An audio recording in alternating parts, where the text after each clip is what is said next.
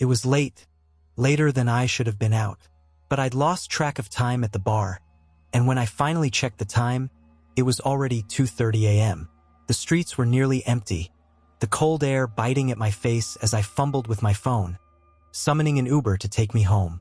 Within minutes, a black sedan pulled up, the driver's name on the app matching the one on the screen. Amir. I slipped into the back seat, mumbling a greeting. The driver glanced at me in the rearview mirror, his eyes sharp, almost too alert for this hour. "Tough night?" he asked, his voice smooth, almost too calm. "Yeah, just need to get home," I replied, leaning my head back, trying to ignore the slight unease creeping up my spine. The car smelled faintly of pine, a scent I found strangely unsettling. As we drove, I noticed something odd. The route on my phone's GPS didn't match the one Amir was taking. I think you missed the turn," I said, my voice tinged with confusion. No, he replied, eyes fixed on the road ahead. "This way is faster." I felt a knot tighten in my stomach. I wasn't familiar with this part of town, and the buildings outside grew sparse, replaced by industrial warehouses and dimly lit streets.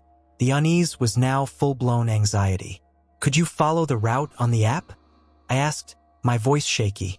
Amir's gaze met mine in the mirror again, this time with a hint of something I couldn't place. Something cold. "Don't worry, I know where I'm going." Panic set in. I quickly texted my friend, sharing my location, but the message failed to send. No signal. I was trapped in this car with no way to reach anyone. We turned down a deserted road, the streetlights sparse and flickering. My heart pounded in my chest as I realized we were nowhere near my neighborhood. "Please, just let me out here," I pleaded, trying to keep my voice steady. Amir didn't respond. The car slowed down, and I saw an old, abandoned factory looming ahead, its broken windows like eyes watching us. He pulled over and stopped the car, turning to face me. "Get out," he said flatly, his voice devoid of any emotion. Terror gripped me as I reached for the door handle, but it wouldn't budge. "What are you doing?" I cried, desperately yanking on the handle. He reached into the glove compartment, pulling out a small, black device. "It's nothing personal," he said, pressing a button. I heard a faint beep, and suddenly, everything went dark. When I came to, I was in a dimly lit room, the walls cold and metallic. My hands were tied behind my back, and my head throbbed with pain. The realization hit me like a truck. I was inside the factory. Panic surged through me as I struggled against the bindings, but they were too tight. Footsteps echoed from somewhere outside the room. I held my breath, heart racing as the door creaked open. Amir stepped inside, his face eerily calm. He held up the device again, and I flinched, expecting the worst. But instead of using it, he placed it on the floor and walked out, locking the door behind him. I was alone in the silence, my mind racing with fear and confusion. What did he want? Why had he brought me here? As I strained to hear any sound, the device on the floor emitted a faint glow, revealing a timer counting down. 5 o'clock, 4:59, 4:58. Panic surged through me.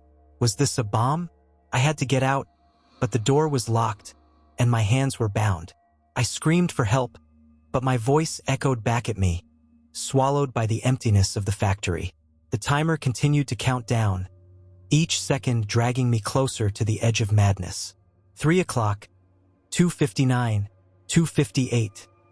I fought against the bindings, desperation giving me strength. The rope dug into my wrists, but I didn't care. I had to get free. With a final, frantic twist, the bindings loosened, and I managed to slip my hands free. I lunged for the door, pounding on it with all my strength. "Let me out," I screamed, tears streaming down my face. The timer continued to tick down. 1 o'clock, 0:59, 0:58. Suddenly, the door swung open.